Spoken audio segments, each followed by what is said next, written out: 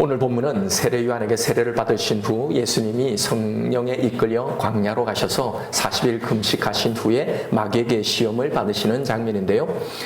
이 시험 사건을 대부분 이렇게 이해하고 적용하는 경우들이 있습니다. 예수님이 40일 금식으로 성령 충만할 때 사단이 예수님을 넘어뜨리려고 시험에 오는 것처럼 우리에게도 은혜를 받은 후에 꼭 시험거리가 찾아온다는 거죠. 실제로 40일 금식 기도한 후에 사단의 시험을 받았다는 그런 분들의 간증들이 있기도 하고, 또 우리가 꼭 40일 금식은 아니어도 은혜를 받은 후에 꼭 시험거리가 한 번씩 찾아오는 경우들을 우리도 경험하기 때문이죠. 그래서 은혜를 받은 후에는 반드시 이런 사단의 시험이 있으니 우리도 조심하자라는 이 말씀으로 그렇게 적용하고 끝나는 경우가 많습니다.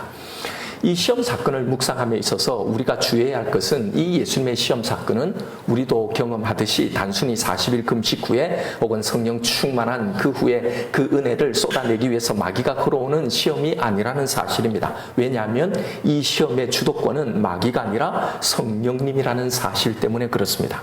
1절에 보면 성령에 이끌려라는 언급을 유념해야 합니다. 이 말은 예수님께서 광야로 가셔서 40일을 금식하시고 그 후에 마귀의 시험을 받도록 허용하신 이 모든 것은요, 이 모든 것은 하나님의 계획 아래 이루어졌다라는 말입니다. 여기서 마귀에 의해서 세 가지 시험을 받으시는데 특이한 건 예수님께서 모두 구약의 말씀으로 물리쳤다는 사실인데요. 그것도 세 번 말씀다 다 신명기의 말씀이라는 겁니다. 그런데 신명기는 이스라엘의 이 광야 생활을 정리하면서 모세가 한 설교잖아요. 고로 이 말은 이 세 가지 시험은 모두 다 이스라엘 백성들의 이 광야에서의 삶과 연관이 있다는 사실입니다.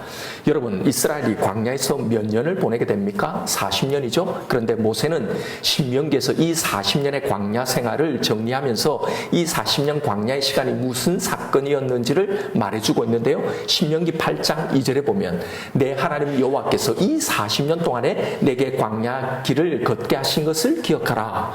이는 너를 낮추시며 그 다음 말이요, 너를 시험하사 내 마음이 어떠한지 그 명령을 지키는지 지키지 않는지 알려 하심이라. 자, 여기서 40년 광야의 기간이 무엇이었다고 말합니까? 시험 기간이었다고 말하는 겁니다. 지난 시간 우리는 2장부터 마태가 예수님에 관해서 무엇을 설명하고 있는지를 배워왔습니다. 마태는 2장에서부터 오늘 본문 4장까지 예수님에 대해서 세 가지 사건들을 지금 설명하고 있는데요. 그 첫째가 무엇이었습니까? 헤롯의 살해 위협으로 애굽으로 내려가셨다가 다시 애굽으로 나온 이 사건요. 이건 뭘 상징한다고 했나요? 출애굽 사건을 상징한다고 했습니다. 그때 우리는 이 사건을 이스라엘의 출애굽 경험을 예수님에게도 그대로 재현되게 한 하나님의 섭리라는 걸 공부했죠. 그리고 그 다음 사건이 뭡니까? 지난번에 살펴본 요한에게 세례를 받으신 세례 사건이잖아요. 이건 뭘 의미한다고 했습니까? 이스라엘이 경험한 홍해 사건을 상징한다고 했습니다. 출애굽한 이스라엘이 그 다음 경험했던 그 사건이 뭐였습니까? 홍해를 건너는 이 사건이었잖아요. 그래서 신약의 고린도전서 10장 1절에 보면 바울은 이 홍해 사건을 바로 세례로 간주하고 있는 겁니다. 거기 보면 형제들아 나는 너에게 알지 못하기를 원하지 아니하노니 우리 조상들이 다 구름 아래 있고 바다 가운데 지나며, 바로 홍해를 건넌 이 사건을 말하죠. 그 다음 모세에게 속하여 다 구름과 바다에서 세례를 받고, 고로 예수님의 세례는 출애굽한 이스라엘이 홍해를 건넌 이 사건을 상징하고 있는 겁니다. 즉, 이 세례 사건은 하나님의 아들인 이 이스라엘이 홍해의 물을 건너며 세례를 받았듯이 진정한 하나님의 아들인 예수님께서도 물로 세례를 받으셔서 이스라엘과 똑같이 되신 이 사건을 말하고 있는 거죠. 여기서도 우리는 이것이 이스라엘이 경험한 이것을 예수님에게도 그대로 재현하게 하신 하나님의 섭리라는 걸 공부했죠. 왜 그랬다고 그랬습니까? 예수님이 이스라엘 백성들과 똑같이 되기 위해서라고 했습니다. 왜요? 예수님이 참 이스라엘이 되셔서 이스라엘이 실패한 하나님의 뜻을 완수하기 위해서예요. 이것을 통해서 비로소 예수님은 모든 율법의 마침이 되는 흠이 없는 대속물이 되시기 때문이죠. 그래서 예수님에게 이스라엘이 했던 것과 똑같은 동일한 경험을 하시게 한다는 거였습니다. 이것이 마태복음 서두에 소개된 이 모든 예수님에 관한 이 이야기를 통해서 말하려고 했던 중요한 핵심이었단 말이죠. 그리고 오늘 본문 4장에 무슨 이야기가 나와요? 예수님이 40일 동안 광야에서 금식하시며 시험 받으신 이야기가 나오죠. 이제 이 시험 사건이 무엇을 의미하는지가 여러분 분명해지죠. 출애굽하여서 홍해에서 세례를 받은 이 이스라엘이 그 다음에 무엇을 경험합니까? 출애굽기에 무엇이 기록되어 있어요? 바로 40년의 광야 생활입니다. 거기서 시험을 받았다고 했잖아요. 고로 예수님이 하신 이 40일 금식은 이스라엘의 40년 광야의 이 시간을, 그리고 이때 예수님이 받으신 이 세 가지의 시험은 광야에서 이스라엘이 실패했던 그 시험을 대표하고 있는 겁니다. 자, 그래서 우리는 예수님의 이 세 가지 시험을 이런 시각에서 살펴보아야 하는 겁니다. 예수님께서는 이스라엘과 똑같이 광야 생활을 하시고 똑같이 시험을 받으셨는데, 그런데 이스라엘은 실패했지만 그러나 예수님께서 그 시험을 이기셨다라는 걸 보여주고 있는 거예요. 그리고 이제 이 예수의 대속의 피로 구원받은 너희도 이 시험에서 이와 같이 승리하라고 말씀하고 계신 겁니다. 그래서 우리는 먼저 이 시험의 의미가 무엇인지를 살펴봐야 합니다. 왜냐하면 이것은 이스라엘의 실패이자 온 인류의 실패였고, 광야 같은 이 세상을 살아가고 있는 저와 여러분, 우리가 만나는 시험이기 때문입니다. 그러니 이 세 가지 시험에는 특별한 의미가 담겨 있겠죠. 오늘 우리는 먼저 돌들로 떡덩이가 되게 하라는 이 첫 번째 시험에 대해서 살펴보려고 합니다. 이 시험은 무엇에 관한 시험일까? 돌로 떡을 만들라는 이 시험은 우리의 무엇을 시험하는 것일까? 무슨 의미를 담고 있는 것일까 하는 겁니다. 이 시험에 대한 예수님의 답변에서 이 추적을 시작해야 합니다. 예수님은 이 시험에 대한 대답으로 신명기 8장 3절을 인용하시죠. 이 시험에 담긴 의미를 아시고 하신 대답이기 때문에 우리는 여기서 사단이 뭘 시험하는지를 발견할 수 있는 거예요.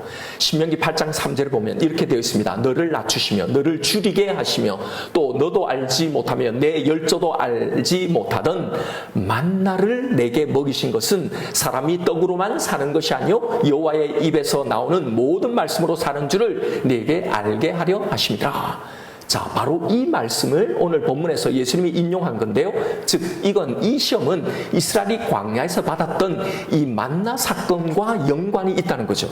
그렇다면 이 만나 사건에는 무슨 의미가 담겨 있을까요? 출애굽기 16장 1절에 이 만나 사건이 나오는데 이렇게 되어 있습니다. 이스라엘 자손의 온 회중이 엘림에서 떠나 엘림과 시내산 사이에 있는 신광야에 이르니 애굽에서 나온 후 둘째 달 15일이라.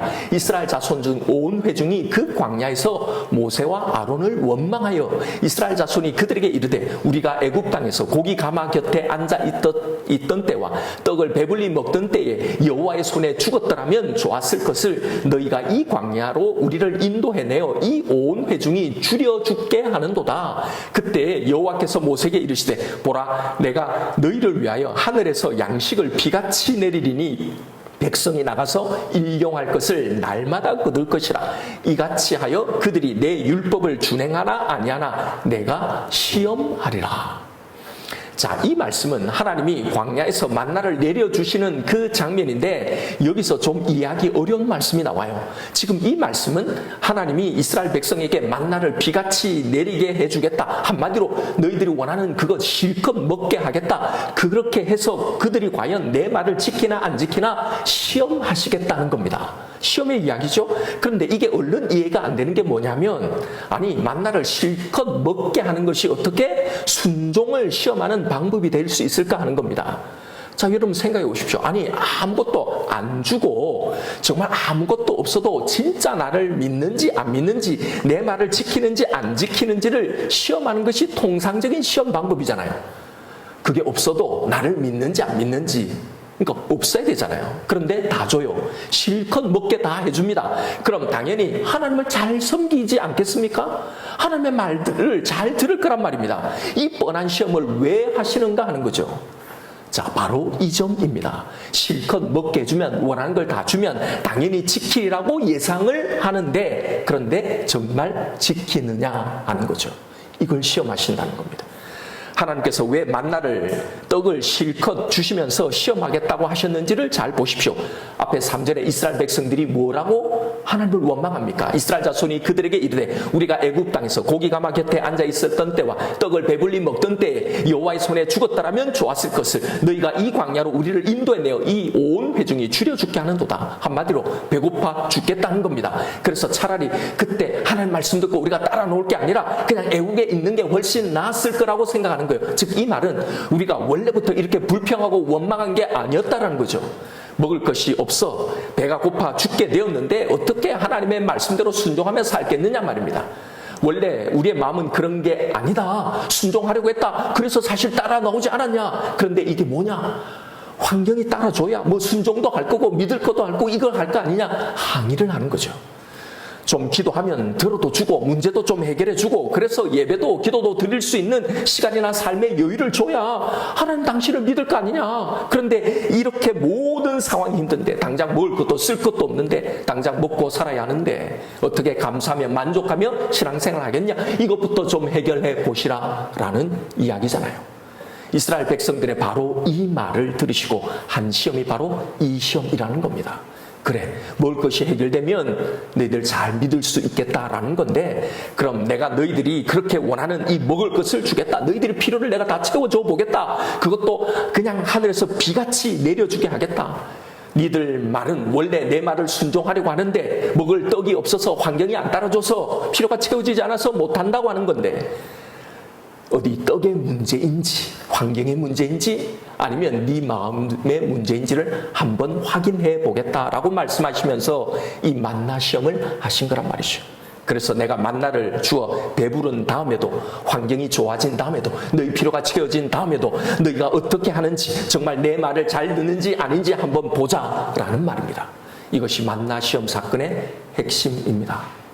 그런데 결과가 어떻게 되었습니까? 이 만나를 먹은 40년 동안 광야에서 그들이 한 것은 여전히 불순종하고 원망하고 불평하는 것뿐이었다는 거예요.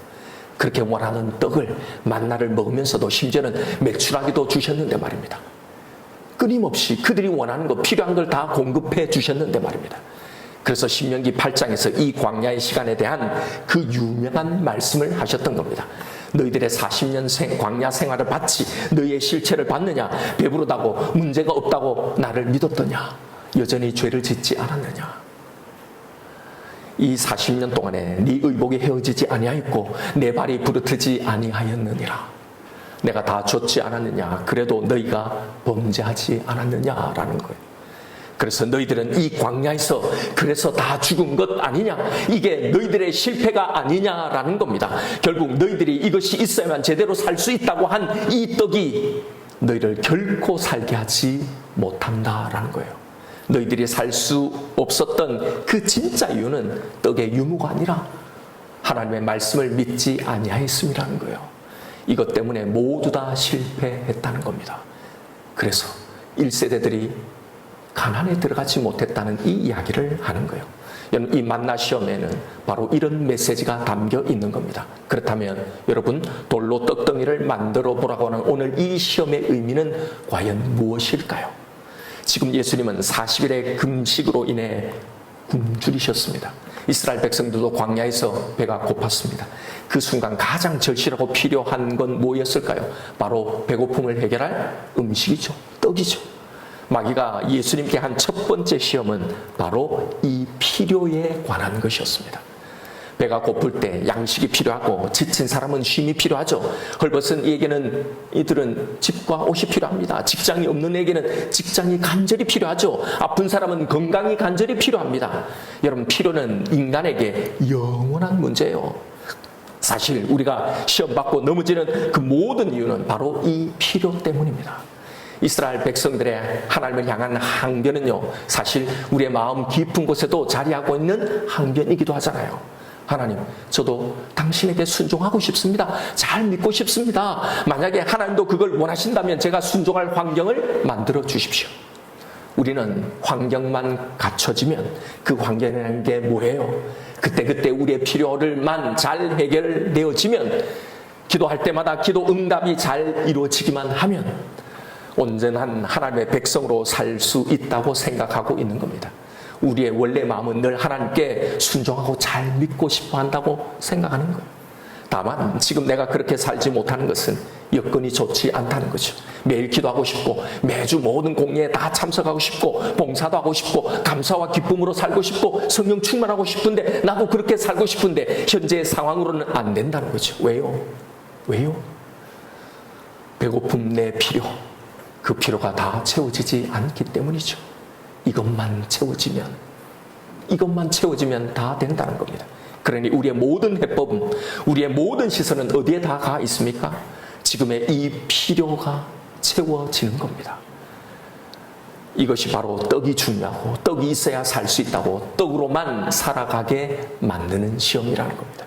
마귀는 이런 우리의 착각을 시험의 통로로 삼고 있는 거예요. 네가 만일 하나님의 아들이거든 명하여 이 돌들로 떡덩이가 되게 하라. 마귀의 주장은 하나님의 아들은 굶주릴 필요가 없다는 거죠. 그러니 하나님의 아들로서의 모든 자격을 동원해서 너의 필요부터 해결하라는 겁니다. 이 유혹의 가장 핵심적인 목표는요, 항상 우리의 1차적인 목적이 하나님의 뜻이 아니라 우리의 필요에 있게끔 만드는 겁니다. 하나님의 아들이라며 그런데 왜 굶냐? 굶는 것은 비정상적이지. 너의 배고픔을 해결하는 것, 이게 당연한 거야. 그것이 가장 급하고 우선적인 일이지. 일단 생존부터 해야지 않겠느냐. 여유가 있어야 기도도 하고 헌신도 하고 순종도 하지. 여러분, 그런데 곰곰이 이 말을 따져보면 사실 떡만 채워지면 다 할 수 있다, 순종할 수 있다는 게 아니라 떡이 채워지지 않으면 아무것도 못한다는 이 말의 의미인 거예요. 이렇게 우리를 하나님의 말씀이 아니라 필요에 순종하도록 만드는 거예요. 이렇게 일단 떡의 필요가 채워져야만 떡으로만 사는 존재로 전락시키고 있는 겁니다. 그래서 오직 하나님과의 관계의 끈은 오직 떡이죠. 내 필요를 채우는 것일 뿐인 겁니다. 이 돌을 떡으로 만들어 주세요. 이것이 우리의 하나님을 향한 모든 말, 하나님과의 대화의 모든 것, 우리의 신앙의 모든 것이 되어 있는 겁니다. 이것이 해결돼야 돼요. 이것이 먼저 해결되어야 그 다음 것이 이루어지는데 여기서 다 막혀 있는 겁니다. 항상 필요가 가장 중요한 겁니다. 여러분, 사단의 시험은 이걸 줄 테니 이제 하나님을 그만 믿고 떠나라 라는 식으로 오지 않습니다. 오직 그에게 떡을 구하라. 이 떡이 있어야 너는 살 수 있다. 이 떡이 있어야 하나님도 섬길 수 있는 거다. 하나님은 충분히 너에게 이 떡을 주실 수 있는 전능하신 하나님이다. 그러니 너는 떡을 구해라. 여러분, 이게 이 시험의 내용입니다. 하나님, 일단 이 불부터 좀 끄고 보자고요. 이 문제부터 좀 해결해 보자고요. 숨 좀 돌리고 하나님 보자고요. 일단은 사람이 살고 봐야 하지 않겠습니까? 하나님, 이것 꼭 이 문제만 해결해 놓고요. 좀 여유가 생기면 잘할 테니 잠시만 기다려 보십시오. 더 나가서 아주 성질을 냅니다. 아니, 누군들 안 믿고 싶습니까? 순종할 환경을 열어줘야 순종하든 만들할 건 아닙니까? 라고 하는 거죠. 그런데 여러분, 정말 그런 환경이 주어진 그런 삶의 시간 속에서 정말 우리는 하나님께 순종하며 잘 살아왔을까요? 떡이 많으면 많은 대로, 평안한 환경이면 평안한 그대로 여전히 우리는 하나님께 순종하지 않았습니다. 감사했나요? 만족했나요? 정말로 하나님을 인해서 찬양하면 살았나요? 정말 하나님을 신뢰하고 사랑했습니까? 그를 신뢰하지 못했고 오히려 그 속에서도 없는 것, 부족한 것, 그 속에서 또 다 채워지지 않은 그때 그 필요 때문에요, 여전히 하나님을 원망하고 불평해 왔던 것 아닌가요? 정확하게 이 광야의 이스라엘 백성들처럼 말입니다. 이미 우리가 실패한 이 수많은 시험 속에서 이건 우리에게 명확하게 증명되었습니다. 사실은 떡이, 지금의 이 떡, 이 필요가 채워진다고 우리는 절대로 행복하게 살 수 없다는 걸 말입니다.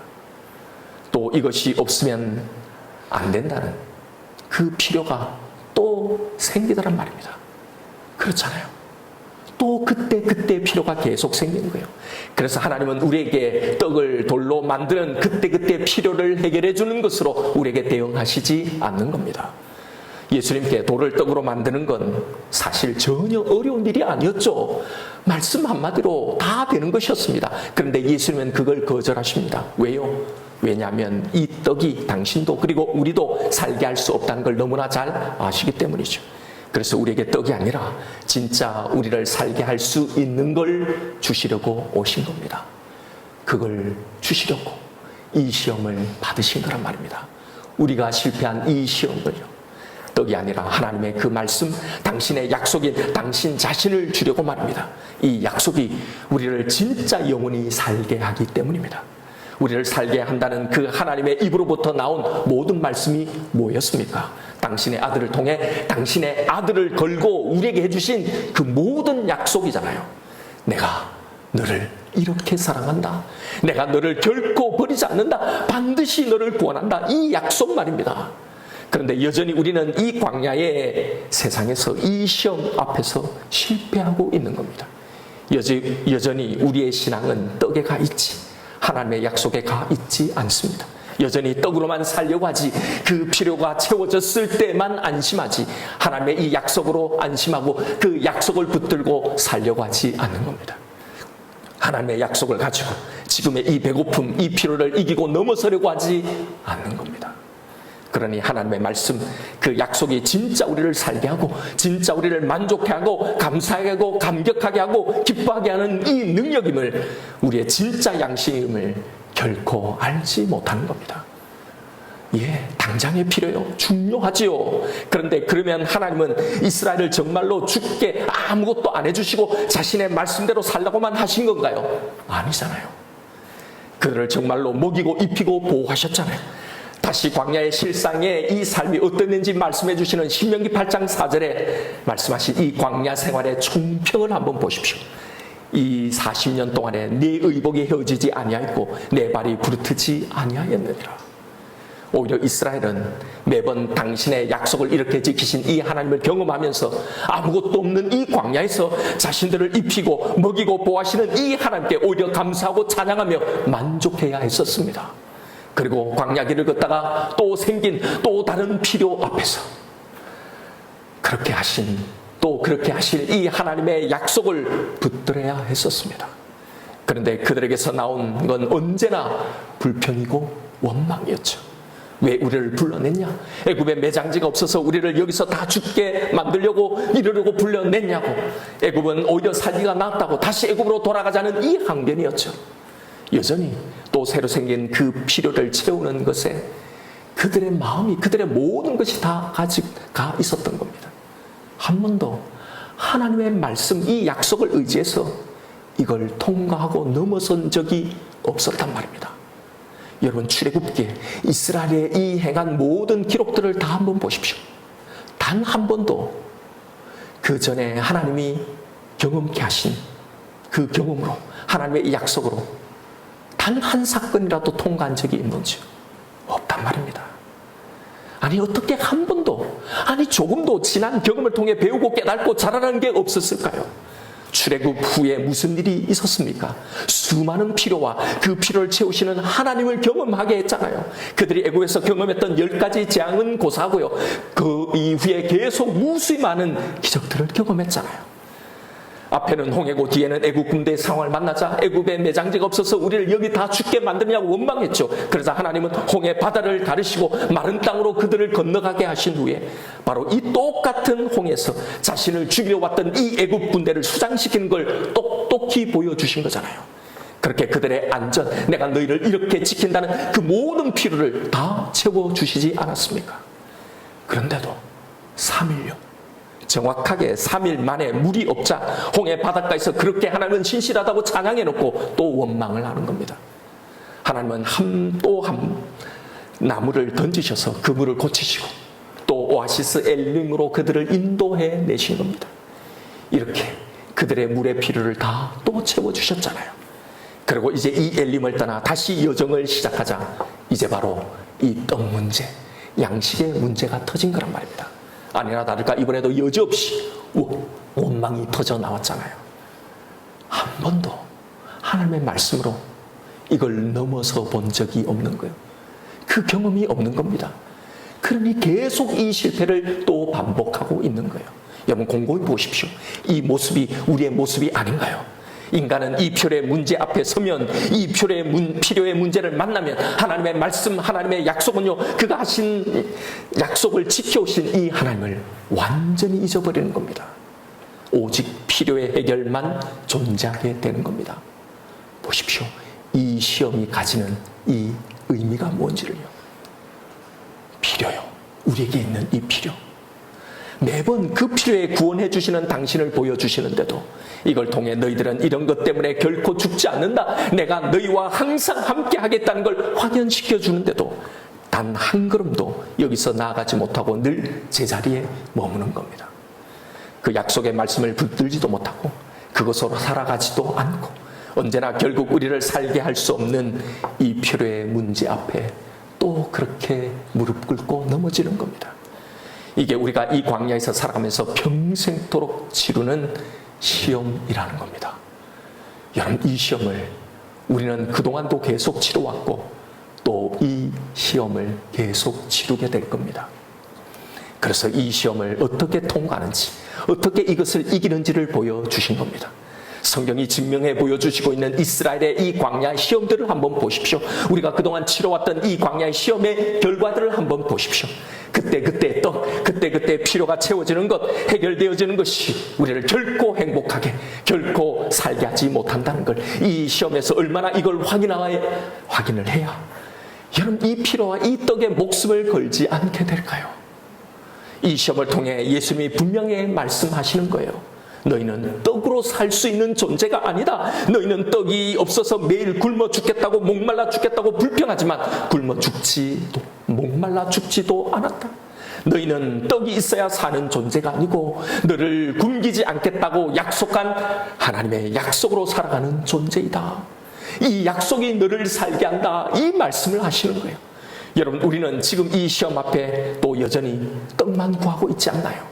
광야와 같은 이 척박한 이 세상 삶 속에서 결코 떡으로 바꿔지지 않을 그 돌들을 붙들고 실험하고 있지 않습니까? 우리의 진정한 필요는 과연 무엇으로 채워질까요? 여러분, 우리의 필요를 진정으로 채워주실 분은 하나님뿐입니다.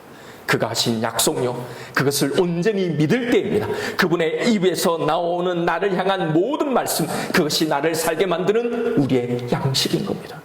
여러분, 예수님이 사람이 떡으로만 사는 것이 아니라고 말씀하셨죠.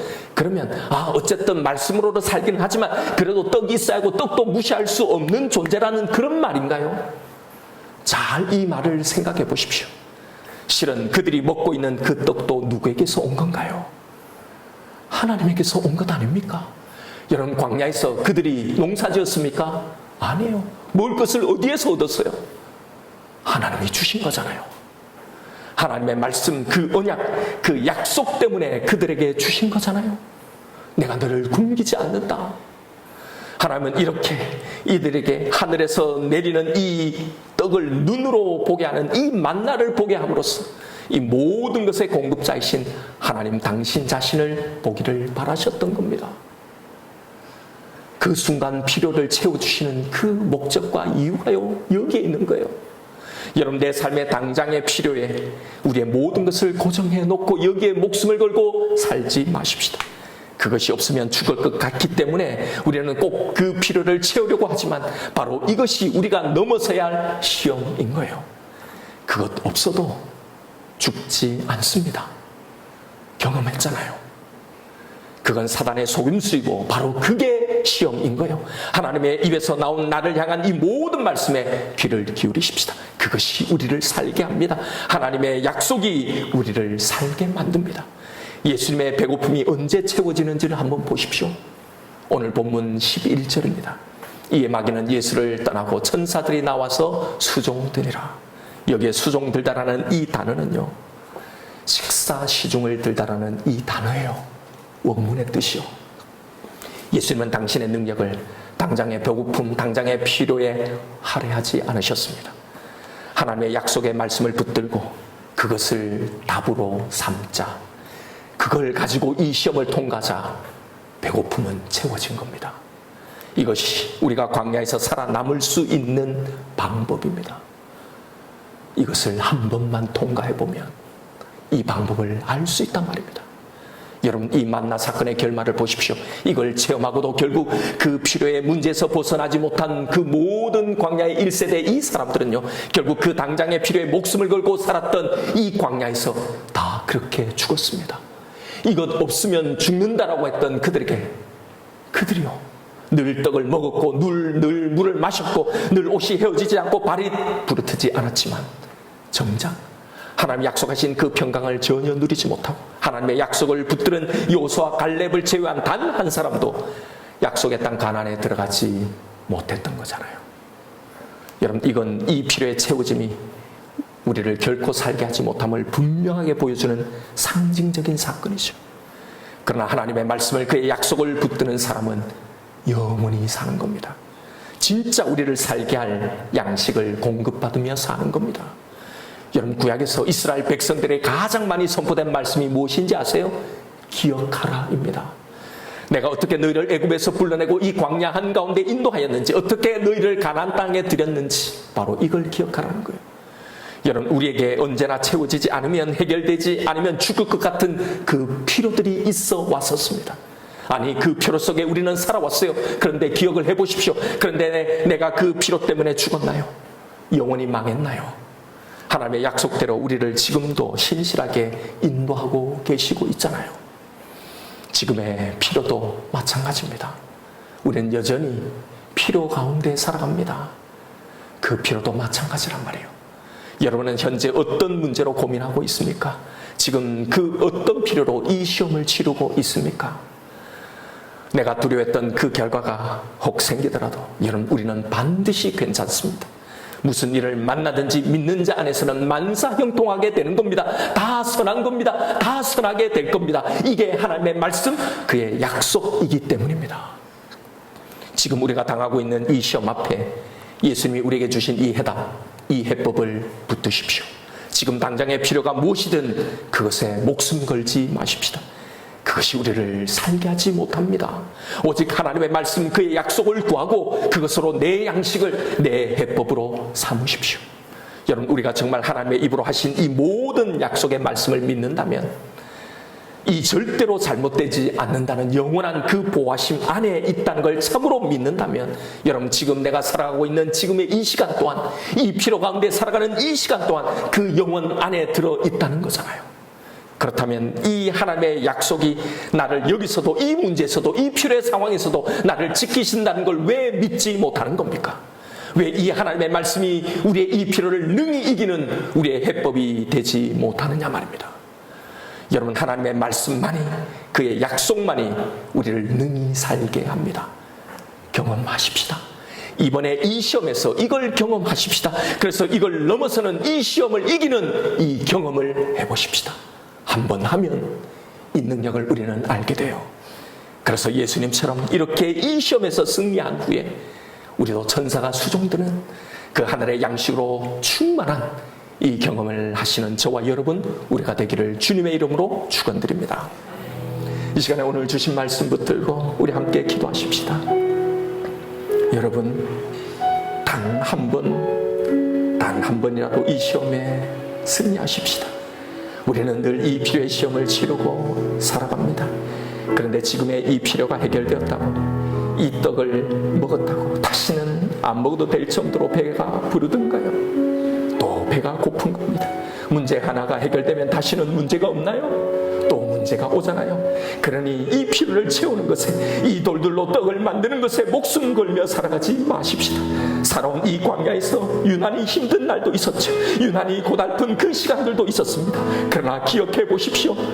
이걸 어떻게 지내오고 어떻게 이겨내왔습니까? 지나고 나니 내가 어떻게 이걸 견디고 살아왔나 신기한 생각이 들기도 하죠. 여러분, 왜 그런지 아세요? 내가 인지하지도 못하는 그 사이에 그때도 하나님이 약속하신 그 만나를 내 삶 속에, 내 심령 속에 내리셨던 겁니다.